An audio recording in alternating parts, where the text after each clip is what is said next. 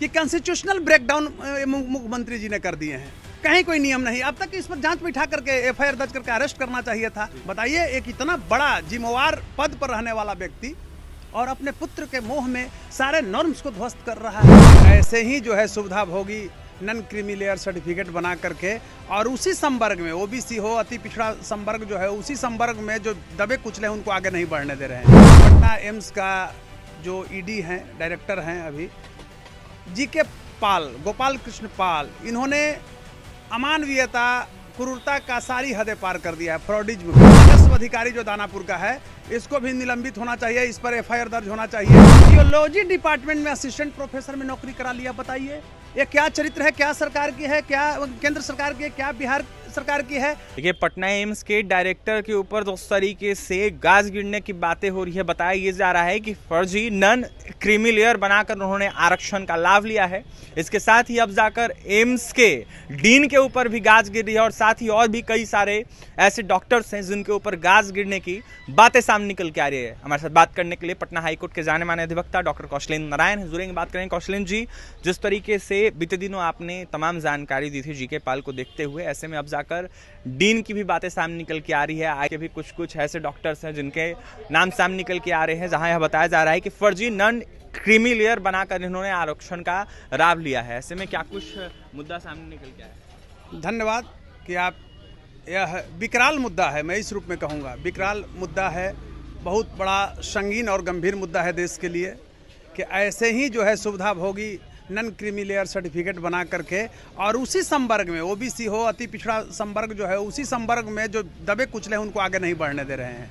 यानी अगड़ा, पिछड़ा, दलित, सबका हक, ये अल्पसंख्यक सबका हक खाने वाला है। मैं ये कहना चाहता हूँ कि पटना एम्स का जो ईडी हैं, डायरेक्टर हैं अभी, जीके पाल, गोपाल कृष्ण पाल, इन्होंने अमानवीयता, क्रूरता का सारी हदें पार कर दिया है। फ्रॉडिज्म का इन्होंने नन क्रीमी लेयर सर्टिफिकेट बना के अपने पुत्र ओरो प्रकाश पाल, कैसा ओरो प्रकाश पाल होंगे आप समझ सकते हैं, उन्होंने बनवा करके, और एम्स जो गोरखपुर है उसमें माइक्रोबायोलॉजी डिपार्टमेंट में सर्जरी, माइक्रोबायोलॉजी डिपार्टमेंट में एमएस में एडमिशन करा दिया। अभी ये कहते हैं कि हम वहाँ एडमिशन कैंसिल कर। मैं ये कहता हूँ कि 3 महीने आप ही के चैनल में और कई मीडिया वाले आए थे, मैंने बताया कि बिहार का खासकर दानापुर का राजस्व जो अधिकारी हैं उनका रिकमेंडेशन, दानापुर का एसडीओ का रिकमेंडेशन के बाद जिलाधिकारी ने जारी किया, पटना जिलाधिकारी ने, तो सिर्फ ये वहीं तक मामला नहीं, एक डॉक्टर से जुड़ा हुआ यह राजस्व अधिकारी जो दानापुर का है, इसको भी निलंबित होना चाहिए, इस पर एफआईआर दर्ज होना चाहिए। उसके बाद दानापुर के एसडीओ पर भी होना चाहिए, क्योंकि ये मोटी रकम लेकर के, देखिए जो नन क्रीमी लेयर सर्टिफिकेट, उसका मैंने पूर्व में भी आपको दिया हूँ नंबर, कि किस नंबर, किस पत्रांक से जारी किया गया था। वो जो जारी किया गया है उसमें मैं आपको बताना चाहता हूँ कि किस आधार पर 45 लाख जिनकी सैलरी है साल में। और ये भी मैं कहना चाहूँगा कि जीके पाल जो हैं, डॉक्टर जीके पाल जो डायरेक्टर हैं, उनकी पत्नी भी जिम पर हिमाचल प्रदेश में प्रोफेसर हैं। तो 45 में 90, नियर अबाउट 80 से 90 लाख के बीच में सैलरी है। ये लोग 8 लाख से भी कम नीचे सैलरी करा लिया है। तो बताइए, this is being my loss, who will fulfil? If you take guarantee I leave of it. This is the very rapture case. और supremacy of law can not be challenge by anyone, it's above than us. इसने कानून को चुनौती दिया है, एक जिम्मेवार पद पर रहते हुए कौन फुलफिल करेगा? तो कड़ी से कड़ी सजा मैं मांग करता हूँ, कड़ी से कड़ी सजा मिलनी चाहिए। और आपको पता होगा कि आपको इंटरव्यू देने के बाद मैं दिल्ली चला गया था, एम्स के गवर्निंग बॉडी को भी मैंने पत्र जारी किया है कि इस पर कार्रवाई कीजिए। और स्वास्थ्य मंत्रालय में भी मैं मिला और मैं डॉक्यूमेंट्री एविडेंस दिया हूँ जो उनको जारी किया गया है। इन्होंने डायरेक्टर्स क्वार्टर खगौल का, वार्ड नंबर 14 का और दानापुर अनुमंडल जिला पटना का जारी किया है। तो अब बताइए कि यह इतना बड़ा जो है कुकर्म किया है, तो दोषी कौन होगा? सिर्फ एडमिशन रद्द करने से इसके बेटा का नहीं ना होगा। एक चीज़ और मैं बताना चाहूँगा, सर्जरी विभाग में वहाँ डॉक्टर हैं एम्स गोरखपुर में, श्री गौरव गुप्ता, डॉक्टर गौरव गुप्ता, उन्होंने इस मामला को उठाया था। मेरे पास सब डॉक्यूमेंट्स आए, क्लाइंट हमको सारे डॉक्यूमेंट्स को उपलब्ध कराया। एक और मामला है पटना एम्स का, यह भी एक बहुत संगीन और जांच का विषय है कि वहाँ का डीन डॉक्टर प्रेम कुमार ने अपने बेटे का नॉन क्रीमी लेयर सर्टिफिकेट के आधार पर ही फिजियोलॉजी डिपार्टमेंट में असिस्टेंट प्रोफेसर में नौकरी करा लिया। बताइए ये क्या चरित्र है, क्या सरकार की है, क्या केंद्र सरकार की है, क्या बिहार सरकार की है। और गौरव गुप्ता ने कहा, जोगी जी से मांग किया कि इन पर एफआईआर दर्ज किया जाए। तो मैं कहता हूं कि ये यूपी में नहीं दर्ज होगा, ये जुरिडिक्शन तो बिहार में है, फर्जरी सर्टिफिकेट बिहार में जारी हुआ है। और एक गुप्ता जो है वो एम्स में डॉक्टर हैं, एम्स के डायरेक्टर है।